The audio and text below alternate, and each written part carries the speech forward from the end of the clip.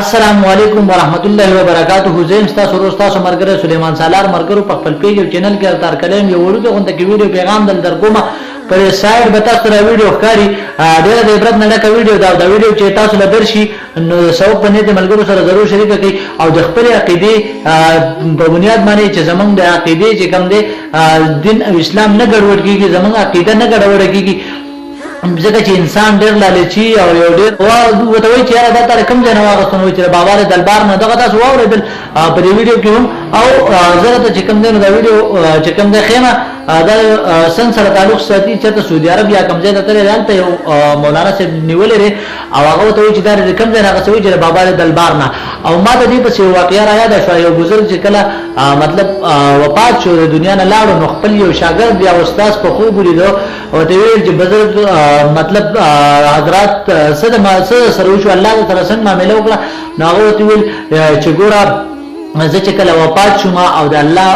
دربار کې پیش کړم شوم نو الته چې کوم مانه ته پوښتنه کړې شو چې څه راوړي نو ما ویل چې اوس ویم چې علم نو علم بیا زما دومره یا بني یا به څومره عمل ما کړی یا نه خورا دا خبر وته کوم چې الله ستا وحدانیت ستا یواله مې راوړل تعالی او مال تا واحد لا شریک ذات ګڼلې نو چې کله الله رب العالمین ته دا خبر وکړه نو الله رب العزت وته ویل چې ګوره کله چې تا شو دوی خلل نو هغه ټیم سره چې کله ستا خېټه خراب شو نو تا په خپل دا خبر وکړه په خپل دا کتاب ویل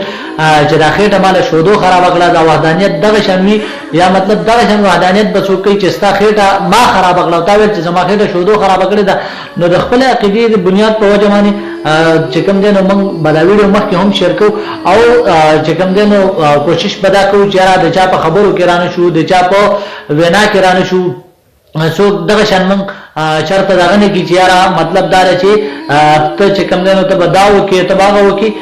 د دینه مخ کې کتا سو خیال کړی نو یو د ترکو نه یا کوم ملک نه چې کوم یو مولا راغلی نو هغه ته مطلب خلک نه شوټینګ دي نو بیا با مطلب دار چې مونږه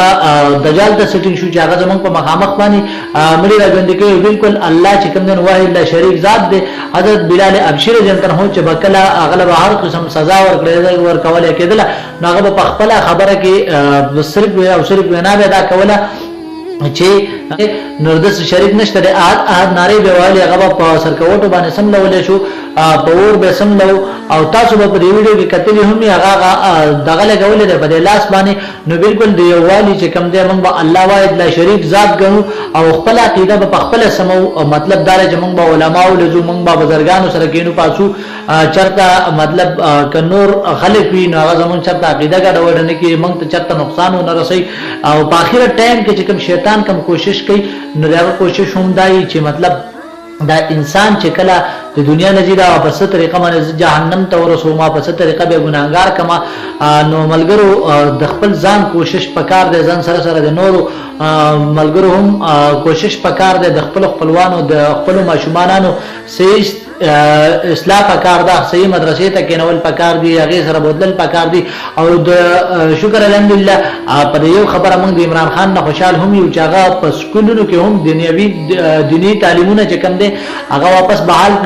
نو دغه شان چې کوم دی ان شاء الله زموږ عقیده بحال نه ګډوډ کیږي چې موږ د خپل کوشش تا کو چې